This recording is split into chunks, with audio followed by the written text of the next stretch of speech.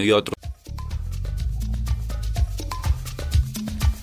Me di una sirimba un domingo en la mañana cuando menos lo pensaba.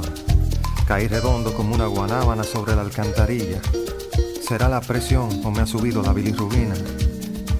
Y me entró una calentura y me fui poniendo blanco como bola en naftalina. Oyentes de la 98.5 FM UN Radio, les damos una cordial bienvenida a este segundo programa de Antropología No Solo en el Aire. Esta serie es realizada como actividad preparatoria al 12 Congreso de Antropología en Colombia, a celebrarse entre el 10 y el 14 de octubre en la Universidad Nacional de Colombia, sede Bogotá. En nuestro segundo programa sobre las actuales investigaciones del Departamento de Antropología, tenemos el gusto de estar con dos personas que se han ocupado de un tema importantísimo para los colombianos y colombianas en materia de salud. Se trata del profesor César Ernesto Abadía Barrero, con quien conversaremos acerca de la privatización del sistema de salud en Colombia y las implicaciones de la Ley 100 en nuestra sociedad. También nos acompaña María Janet Pinilla, antropóloga de la Universidad Nacional, quien actualmente está finalizando tesis de maestría en estudios de género y es la coinvestigadora de los proyectos que adelantan con el profesor César Abadía.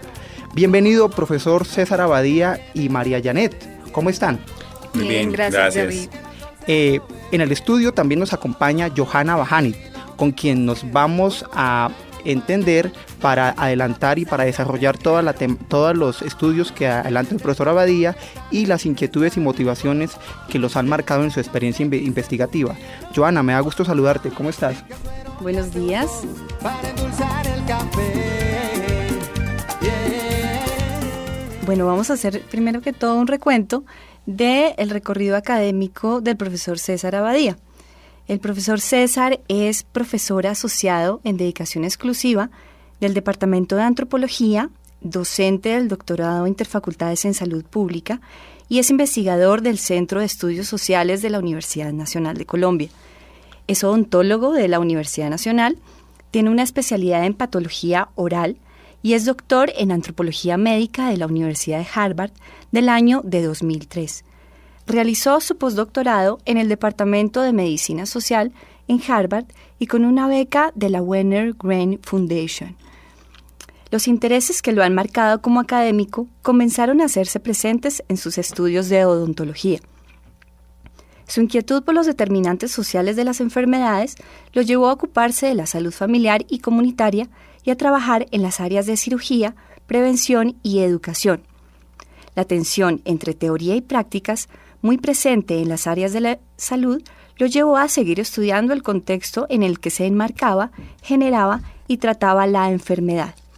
Así, en su doctorado en antropología médica, estudió las vivencias de niños y adolescentes con VIH-Sida en Brasil. En su investigación en diferentes lugares de Sao Paulo, encontró que la economía política podía explicar sus hallazgos. En su trabajo doctoral, encontró que el programa brasileño de SIDA representa para América Latina una alternativa exitosa en medio de la tragedia de las reformas neoliberales a los sistemas de salud.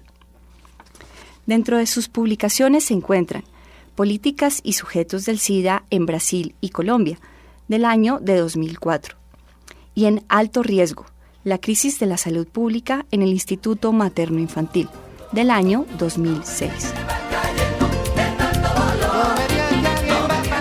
Actualmente dirige la línea Salud y Violencia Estructural del Centro de Estudios Sociales y tiene a su cargo las investigaciones Etnografía del ajuste estructural en el Instituto Materno Infantil, representaciones y prácticas de trabajadores de la salud en el marco de la Ley 100 y colabora en un proyecto de extensión solidaria e investigación junto a la ONG Salud al Derecho.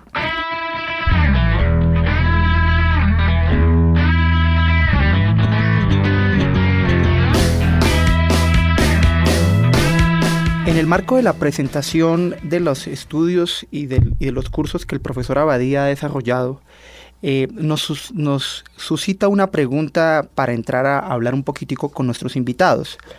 Profesor Abadía, ¿cuál es la importancia del estudio de las raíces sociales y culturales de la enfermedad? Bueno, a ver, esa pregunta es casi que resumir toda la antropología médica en 2 minutos, pero Pero bueno, vamos a intentar. Realmente lo que sabemos es que las enfermedades no son entes exclusivamente biológicos, sino que son también fenómenos sociales y culturales, y por lo tanto investigaciones de este tipo nos permiten entender el porqué de diferencias individuales y colectivas, por qué nos enfermamos de forma diferente, pero también por qué, por ejemplo, nos curamos o nos sanamos de forma diferente entre grupos poblacionales. Esa sería como la importancia fundamental que le veo a ese tema. Bueno, profesor César, preocupándonos por este tema del por qué nos enfermamos de manera diferente, porque todos somos diferentes, vivimos en medios diferentes.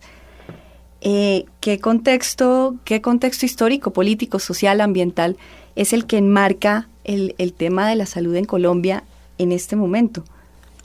Sí, Joana, esa pregunta es trascendental porque desde la antropología nos hemos aproximado a hacer un análisis crítico de estos fenómenos que estás mencionando. La economía, la política, la historia, sabemos que tienen diferencias sustanciales y ahora el proceso histórico que más nos marca es la conformación y consolidación del sistema mundo capitalista. Y es en ese contexto específicamente que se marca la transición del sistema de salud colombiano con la Ley 100 del 93, que obedeció principalmente al énfasis y al interés de compañías transnacionales de seguros, principalmente de los Estados Unidos, en expandir sus mercados a través de las fronteras, una vez estos se hallaban saturados específicamente en este país de Norteamérica. Muchos investigadores, por ejemplo, publicaron ya en el año de 1999 en el New England Journal of Medicine, que tal vez es una de las revistas más prestigiosas, cómo esas transnacionales de seguros estaban con el interés de apoderarse de lo que ellos llaman mercados en salud para América Latina. Entonces es como en ese contexto de la transnacionalización del capital en salud que se enmarca la reforma que estamos viviendo actualmente en el país.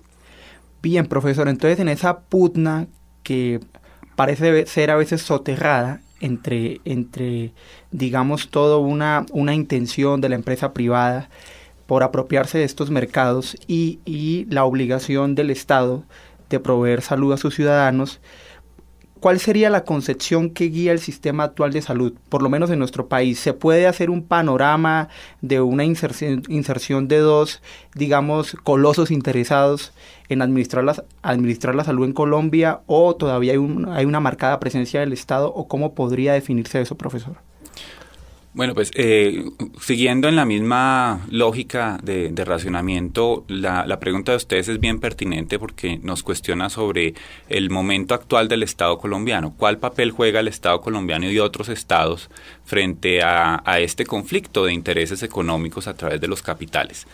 Entonces, allí donde las teorías en ciencias sociales son muy útiles, porque vemos que a pesar de que con este enfoque el Estado se disminuye para no prestar servicios, por otro lado continúa siendo supremamente relevante porque son los estados nacionales los que permiten a través de las leyes y las negociaciones que esos capitales entren en los diferentes países. Entonces, de ahí la importancia de eso.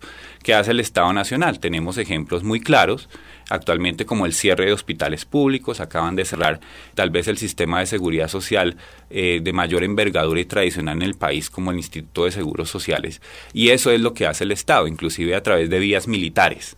Entonces ahí uno ve una presencia muy fuerte del Estado y eso le lleva a uno a cuestionarse es qué tipo de Estado nos estamos enfrentando, cuál es la relación entre ciudadanía y Estado y ese nuevo sistema transnacional en el cual estamos viviendo y participando ahorita. Esas son preguntas como muy cruciales también para el campo de la salud.